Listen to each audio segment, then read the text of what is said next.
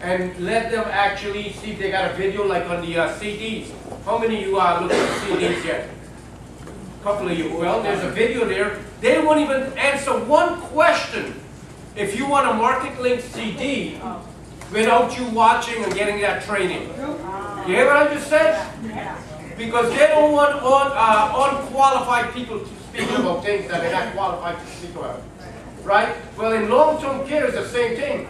You got a license, you got to get certified in New York because there's a different certification some of these companies require that you get to just do long-term care. Right? So you want to get that going on also. So I'm going to have Chris Persad come up here and spend a few minutes explaining to you guys how you go about this, how suitability comes by, and a little bit about the product itself, because it's an exciting product for the right person. Chris Persad, come up here.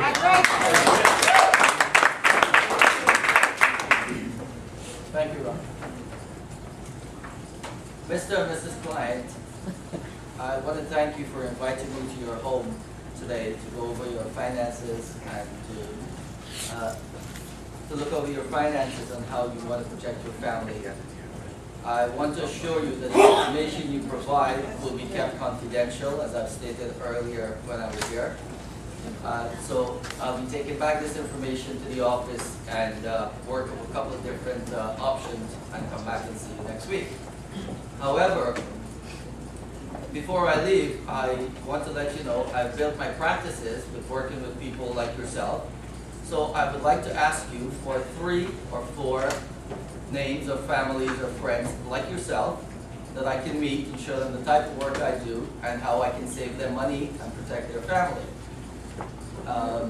Who do we start with? And they will start giving you some names. Okay? That's one way to end your appointment. And I just picked this up from, they were talking about referrals, how you ask for referrals. A lot of clients might be hesitant to give you referrals because they might not want their friends or family to know what products they've purchased, or for you to divulge any of the financial information, their financial information to anyone. So you want to assure them that whatever they discuss with you and information they provide, private and confidential, is being kept just within that circle. So I just wanted to share that with you there. Long-term care, this month, October, is Long-Term Care Awareness Month. And it couldn't come at a better time that when health issue is in the foremost in Americans' mind now with Obama healthcare. So healthcare is predominant and awareness, so you can talk about long-term care. It's an increasing area of topic simply because of longevity. Because of advanced technology, people are living longer and longer and longer, which means that as they get older, they're living longer, but they're going to need care as they go along. Long-term care includes a wide range of medical and support service that people experience or suffer from degenerative disease like Parkinson's, or from a stroke, or from cancer. They need care after there. Or from Alzheimer's, which is cognitive disorder. That's what long-term care, those are conditions that impairs your ability to perform. It's called activities of daily living, the things that you do. For example, think of getting up in the morning. The first thing you do is get off your bed. You walk to the bathroom. You may use the toilet. Take a shower. Go have breakfast. However, if you're impacted by any one of those things, you're unable to do all of those things by yourself. Okay? We take health for granted, and we think that these things may not or will never happen to us. But again, with longevity, that has created the problem. For example, care can be given by many people, and we think the government is one place to support for long-term care. We think that Medicare will take care of us. And then there's Medicaid. Okay, then you can use your own money. But we also think first and foremost that we have family members to take care of us. Now, here's the thing.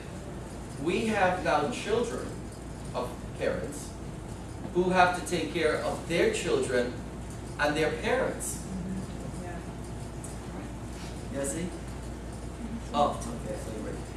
So with that in mind, it's created a strain on two sets of family.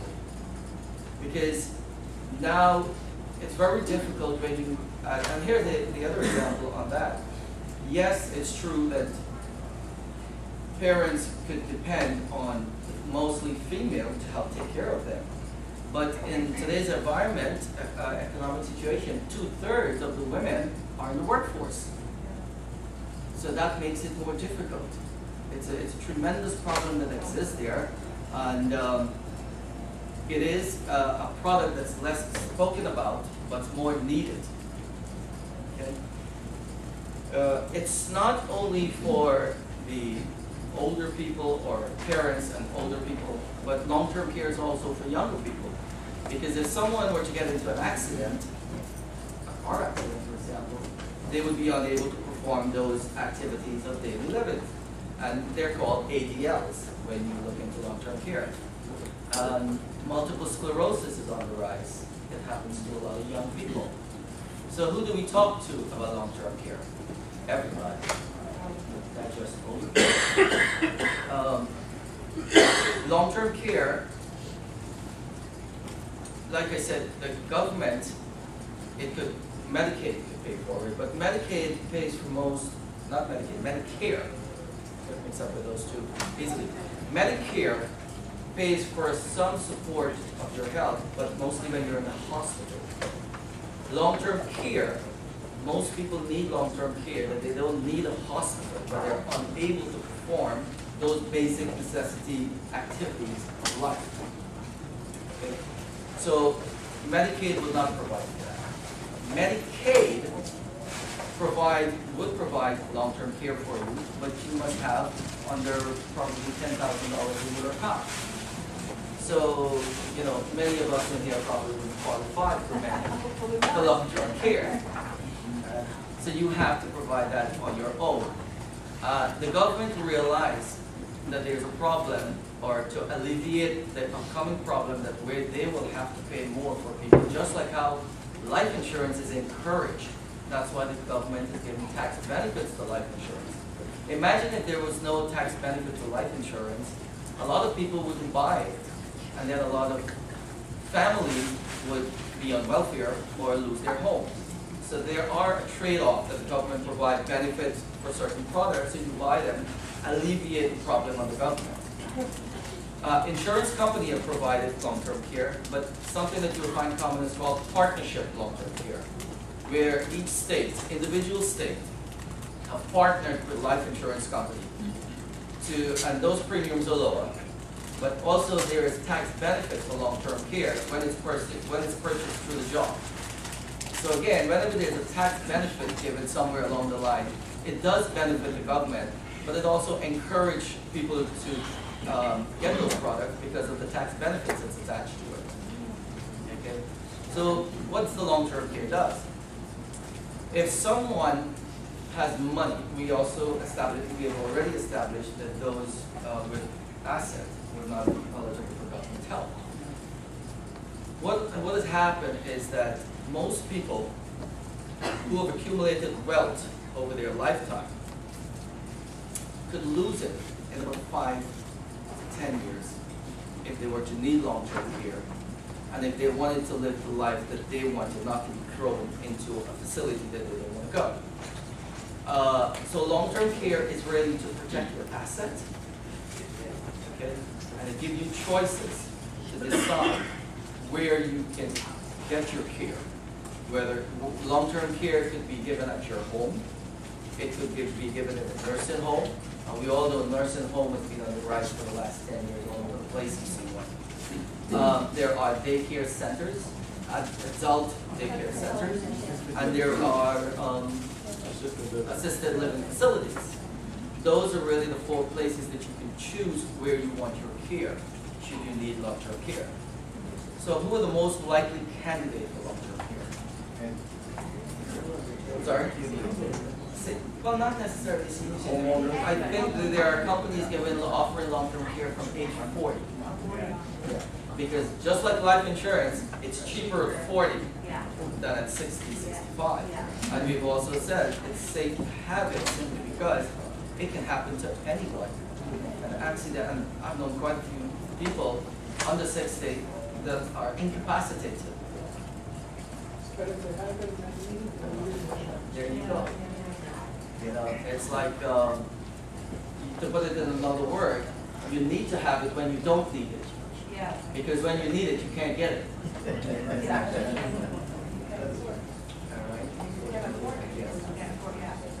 Long-term care, the plans are features similar to the disability plan that I spoken about yesterday. That you can purchase it for a period of time. You can purchase long-term care for 5 years. Before I head on that, what a lot of people used to do, and especially I'm being specific in the state of New York, is to transfer their wealth today into their children's name and be eligible for long-term care. Because they say, oh, I can take it out to my children. That's how they for long-term care also.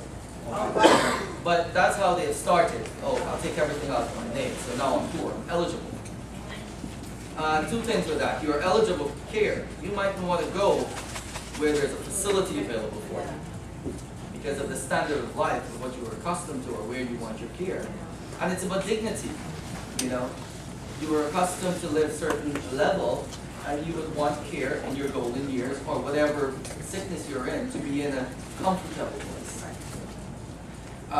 So they've transferred their wealth out of their name. The government has picked up on that and says, we're going to look back the last 3 years. I think it's gone to 5. Right. We're going to look back over the last 5 years and see how much you had. Because you can't just be doing this to get the benefit here. Right? So what's the wisest thing people do with money is either you can pay for it cash from your pocket, and long-term care value varies across the state. New York, California, more expensive than would be Florida and New Hampshire. Okay, so to purchase long-term care, you purchase a daily amount. You can say, I want to purchase $100 a day. New York, it's about $450 a day across the board for New York if you're in the need of serious long-term care. Because if you are in a home, let's say in your home, and that's the number one place people want to be at to receive long-term care. It's the place that you know. It's the most comfortable atmosphere for you. To receive care in your home, imagine an RN having to come and look at you.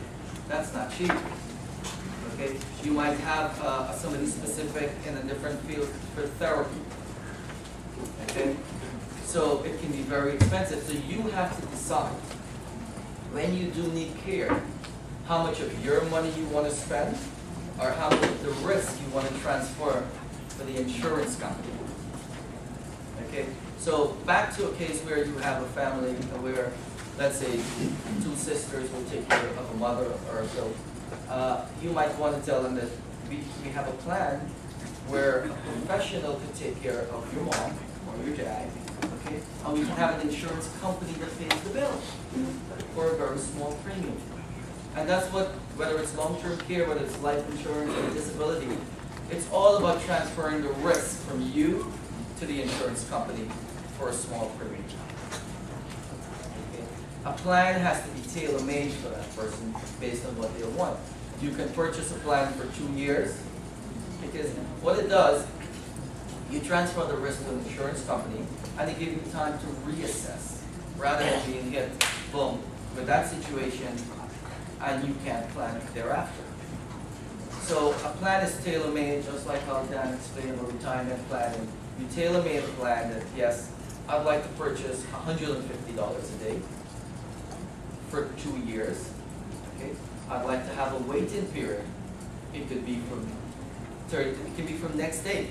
Obviously, that would be more expensive than if you wait for 30 days, or 60 days, or 90 days. Okay, so you can buy. I think I have something here from Transamerica. They just changed their plan, and here's an example. You have an elimination period of 0 days, 30 days, 60 days, 90 days, 180, or a year. Okay? It's a plan that's designed. It's not you pay a fixed amount and you get something flat work. Okay? There's an inflation. Young people could buy it, let's say 40, 45. Now, if they said, I want to buy a plan for $250 a day, and should they need care 20 years from now, that $250 a day is not going to do anything. So there's an inflation factor you can attach to that, 3%, 4%, just like, again, with life insurance. So your $250 a day will keep abreast with cost of living. So that $250 a day would become $550 or $600 20 years from now. That will be appropriate to take care of, the cost per day for approximately daily care. Other factors that are attached to it, a very common one is to have one policy for both spouses. And you get a deep discount for that. Transamerica has a 30% discount for couple. Okay, so that's very attractive. And most likely both parties will be interested in it. Husband and wife. Let's say you and Alex were married. Same.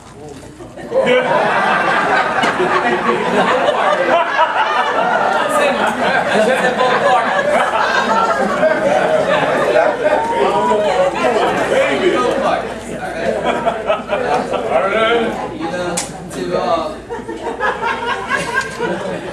To get back to the care that a lot of people used to depend on family to take care of you, which was the first and foremost. What's made that more difficult now is because, children, everybody live all over the place. It's not like you're next door anymore. It would cost to leave one state and come take care of a parent. You would have to leave your job, take a day off. So you create a strain all over. That's what you want to establish to your clients. The problem that can arise if a parent becomes ill and are unable to take care of themselves. It's an emotional strain to the entire family, and it can deplete your entire savings. It's an emotional sale, long-term care, and if you can establish that, it's an easy sale. Now, here's another way to pay for it. It can be very, very cheap. And we're talking about clients with money, and I don't mean a lot of money. Simple, an annuity here, there, savings here. If we can show clients how to move their money from a 0.5% CD to a market-linked CD where they can make 4 to 7% interest, we have just shown them how to make an extra $2,000, $3,000, $4,000, $5,000. That's the premium to pay for your long-term care. Okay, it all comes down back to the FNA. All right, Fuji did a great job with the FNA there, and it's not a secret, but the ingredients are in the FNA. And if you can tap into that, and from the FNA, what comes out of there? All the client's problems. And we are here to solve the problem. Okay.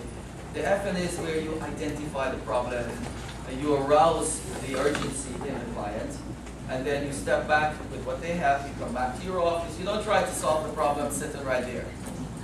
All right? You want to tell the client, I'm going to go back to my office, I'm going to work with my team, and I'm going to come up with a few solutions for you and give you some options how you can solve that problem.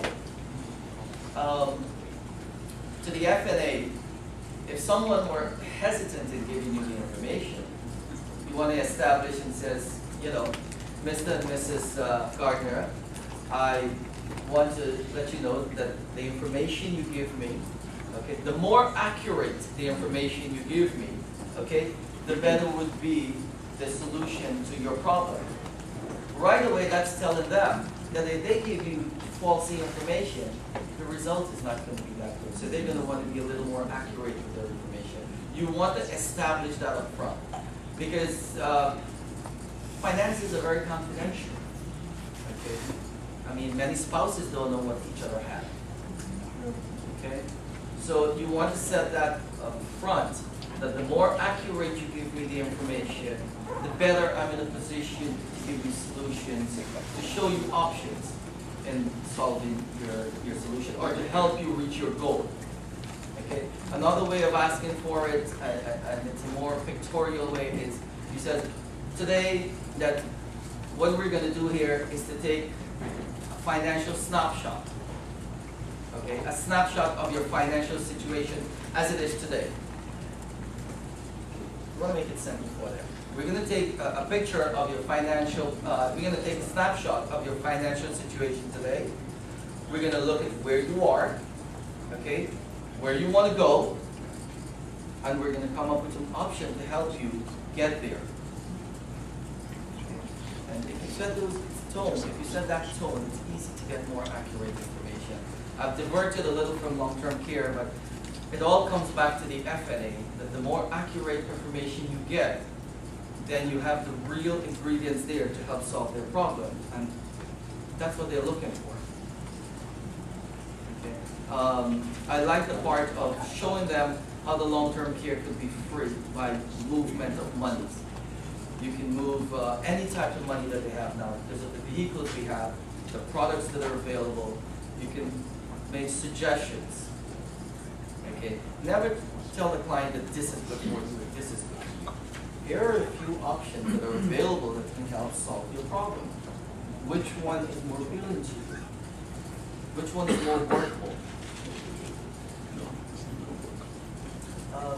I just wanted to share. Like Rafi said, we are not here to become experts, but to just shed some light on what each one of these topics are, so you're comfortable in speaking with these clients. You don't have to be an expert. You come back to the office to get help from everybody. From everybody upline, they're here to help you. That's right. For the benefit of everybody, do you have to have a separate license or a certificate in order to sell long-term? Certificate. You have a license from, you go to school, you have a license, right? You come out, you're able to sell basic life insurance and health insurance. Any products that are becoming specific, long-term care, for example, when I was with Met, we did a special training for long-term care, okay? However, to sell long-term care from MetLife. Now to sell the partnership long-term care, which are rules and regulations that are, you need to know how to explain how the partnership insurance works, because those are guidelines set by the state. Okay, you need to do the partnership certificate, because if you want to advise your client, you want to know what you're talking about. Yep. And the worst thing to do is to misinform. You know, I have one client for years, and I spoke with her about a couple of months ago, and she has sizable assets. She has over $700,000. She says, Chris, the person I spoke with told me I don't need long-term care. You don't? Oh, you need it. You need to, yes. Just like how we have PNC, for example, you need the training of how to do it. All right, health insurance, well, not health. You need training to do. You need a certificate. Back to the left. All right, give him a big hand.